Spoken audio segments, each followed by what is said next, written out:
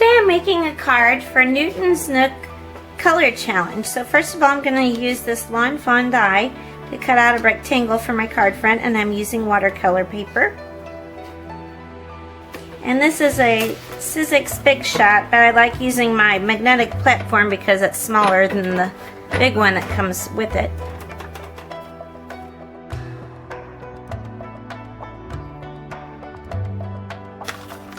Oh, if you don't have a die cutting machine, you could just cut out a rectangle. This is of watercolor paper that's the same size as your card, which is an A2 size card, which is 5.5 by 4.25. Okay, so for this challenge, you have to use the Newton's Nook stamps.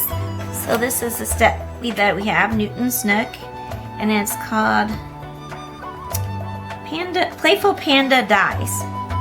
So I'm going to stamp 4 of these in the colors that they said. So they said you're supposed to use baby blue, so this is the closest I could find to them. Pastel pink, light yellow, and lilac. So these are the colors I can find that's the closest. So I'm going to stamp 4 different pandas, and I'm just using some regular cardstock for this. So if you don't have a stamping platform, this is another way to use these clear stamps. You just put them on a block, and then you put them in your stamp pad. And I'm gonna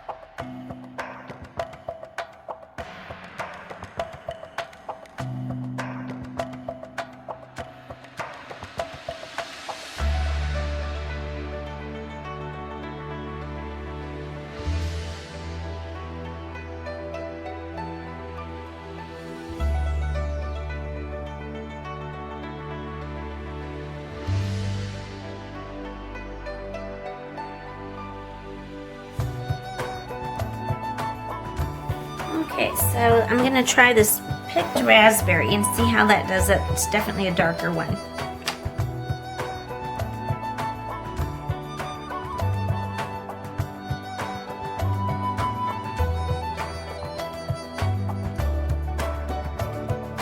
Okay, so since I'm done with that, I'm going to go ahead and use my die cutting machine again.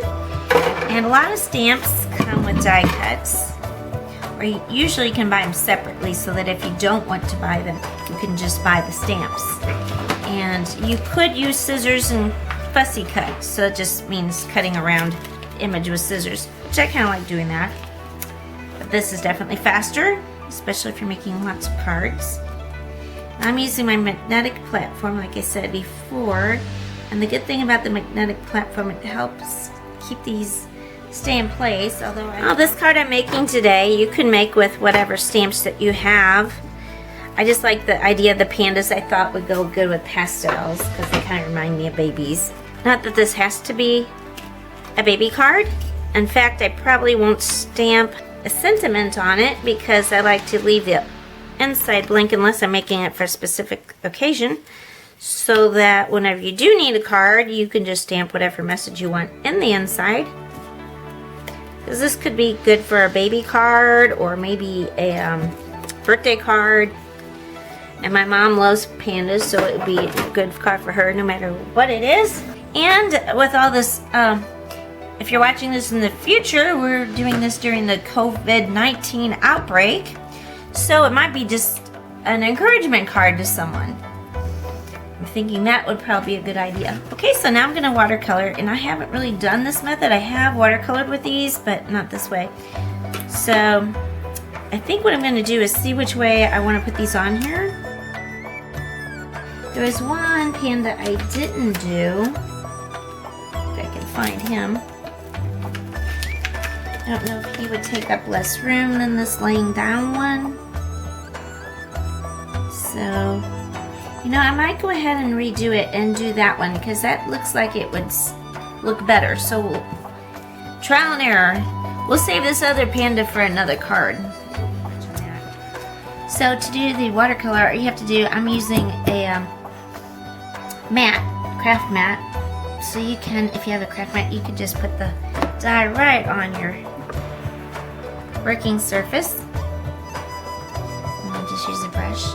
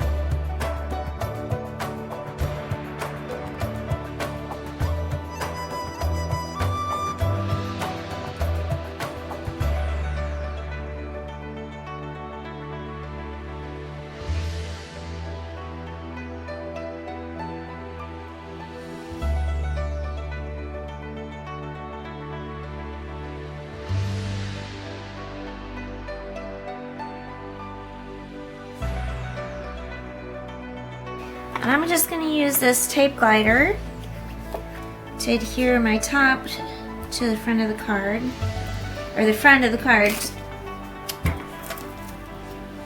to the top of my card.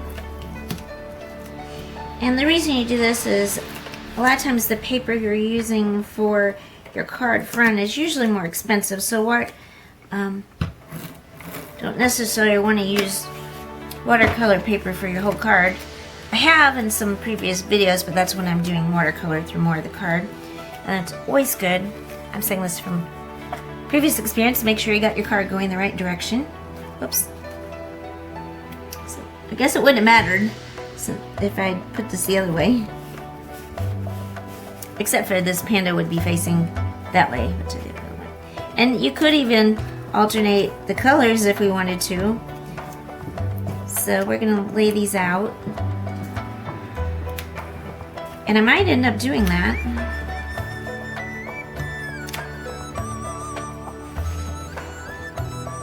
I kind of like that look. But we could do like this. Here's another look, whole different look. Okay, but I'm going back to this one. I kind of want that look. And then to set these off, what I'm going to do, except for this one shows up really good on that, I'm going to use 3D adhesive. So normally most people would use foam squares, but I made these cardboard ones to pop them up. You could also use glue dots. So that helps it stand out a little bit more. He's raised up a little bit. Now when you pop these up, you also, when you do cards, don't want to make it two-dimensional, you know, really high up, because if you're going to put these in an envelope, and especially if you're mailing them, you don't want it to be too thick. Now if you're going to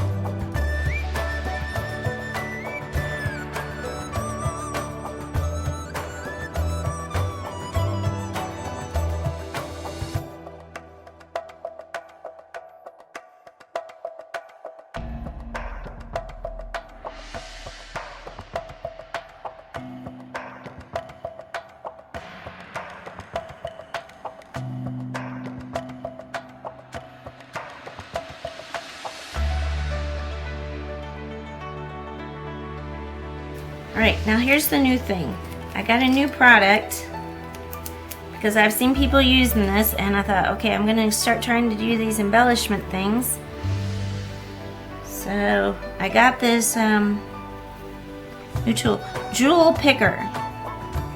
I think they need directions with it. So supposedly you pick up the jewel and then just put it on there. Okay, it looks like both ends are the same. It's got two ends, so that's bigger and it's sticky.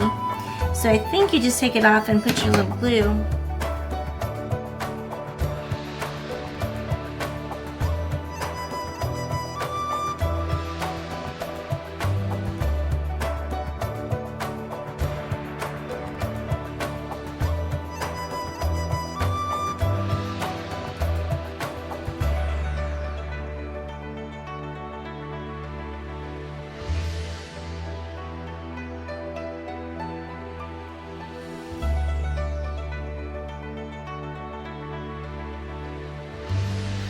And let's see, this is a Marvy jewel picker. So I'd highly recommend one of these jewel pickers. And I think there's a couple different brands. I don't know if this was the least expensive or if I got it on sale, but this one worked.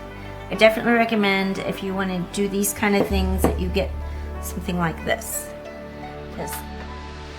Thank you for watching, and please subscribe to my channel. It'll help me keep bringing more videos to you. Thank you.